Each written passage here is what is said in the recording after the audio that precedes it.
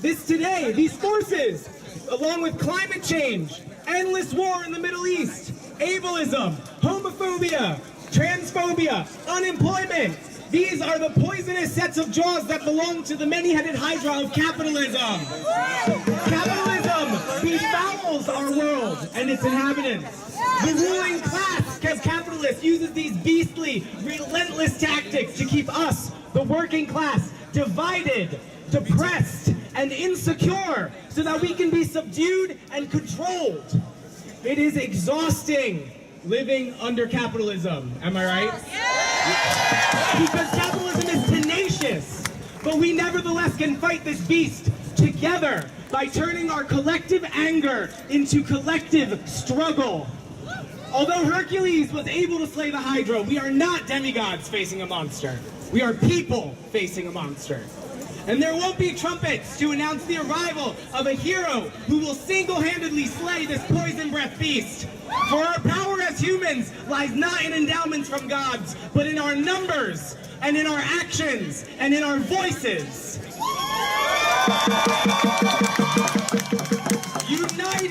United, we must put powerful demands on the ruling class, and we must fight, because when we fight, we win! When we fight, we win! When we fight, we win! We cannot wait! We cannot wait for the police to stop murdering people of color in our streets. We must demand it!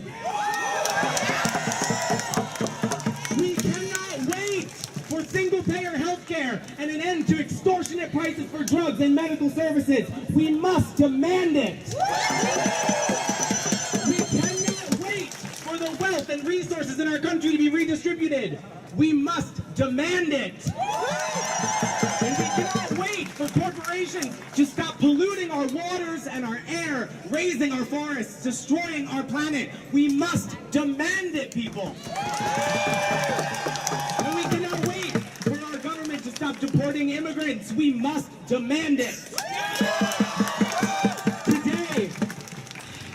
Today, we saw what the power of the people can actually do, right? We drove those people away. We drove them to Vancouver. And I just want to thank you all so much for being here and keep coming out. Solidarity forever. Thank you.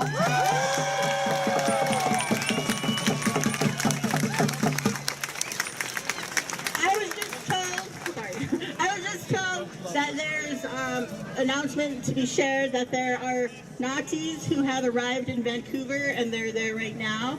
So I'm sharing that with folks who have the need and the want to go protect that area and to share your voice. However, we're right here right now, and I have a person who wants to speak next, but I want to encourage people to know that at Ochakti Shakoni, at Standing Rock, there was over 580 nations that came together, and we shook this world. We brought humanity back, and we continue to bring people back together with love. We are not colors. We are spiritual beings having a human experience.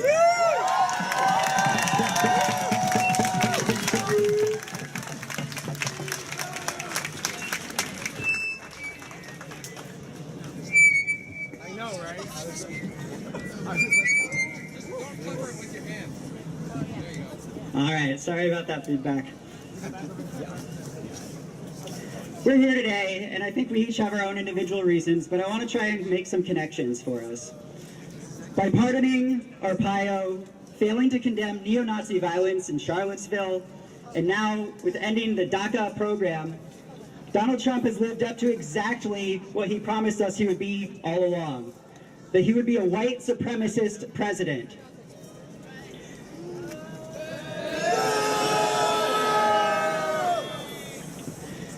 There's a lot of things that we need to do to come together to protect our communities, to protect our immigrant communities, to protect our indigenous communities, to protect our most marginalized communities, which we historically have not done a very good job of being there to love and support one another. We must do better, and everyone here together gives me a lot of hope that we will.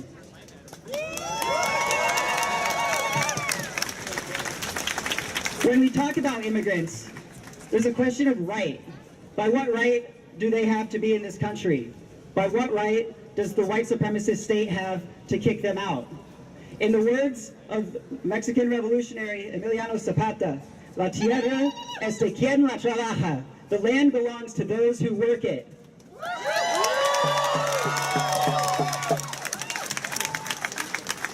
So everyone gathered here today, this is more than about one group led by one man from Vancouver, Washington, and not Portland. This is about all of us coming together to reject the politics, to reject the logic of white supremacy. The logic that says we can just end DACA, for example, and kick out 800,000 children and young adults from our country. We know that that's not true. We know that that doesn't make sense. And it's not because of the dollar amount of their contributions. Rather, it's because all people, immigrant, born here, all people have inherent worth and value as human beings.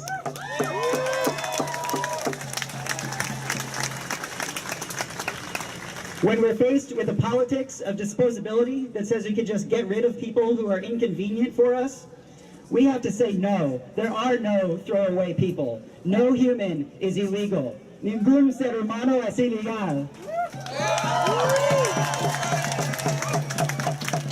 Such cruel examples of inhumanity leads us to ask why. Why would they do this and threaten our families and our communities?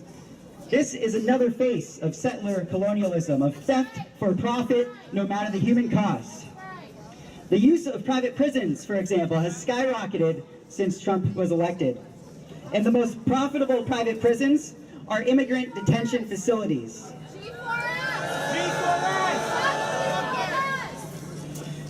By playing to a base of racist supporters, Trump can put Exxon in the State Department, Goldman Sachs in the Treasury Department, and turn over the longest war in our history, the Afghan War, to private war profiteers. And he thinks we won't notice. Well, we have noticed. This is all connected, but we can fight back.